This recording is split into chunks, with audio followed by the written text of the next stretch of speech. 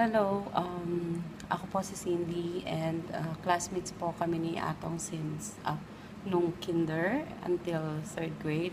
And we grew up at the same community. Taga Kabatuan din ho ako. Kababayan ko po siya. And during college days, naging magkasama rin ho kami sa bahay. In short, gusto man niya o hindi, kaibigan ko siya.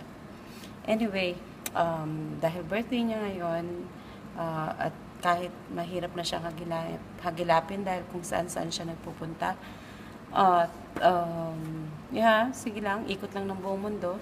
Uh, I cannot miss this chance na batiin siya ng happy birthday. And i-wish siya ng good health, more wealth, and more blessing. And atong agasawa kan, talakay kan no. Tapos, nag-ianak mi, nagdadakilin si Kantupay, kaya gararamid ka pa lang. Anyway, yeah, Atong, I miss you. And sana mandalo mo din ako dito sa Bangkok.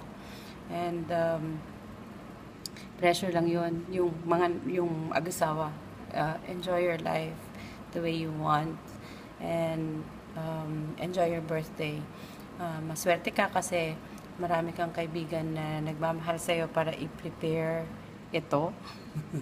Pati ako nakasali. Pero, yeah, enjoy your birthday. Happy birthday, dear. Bye.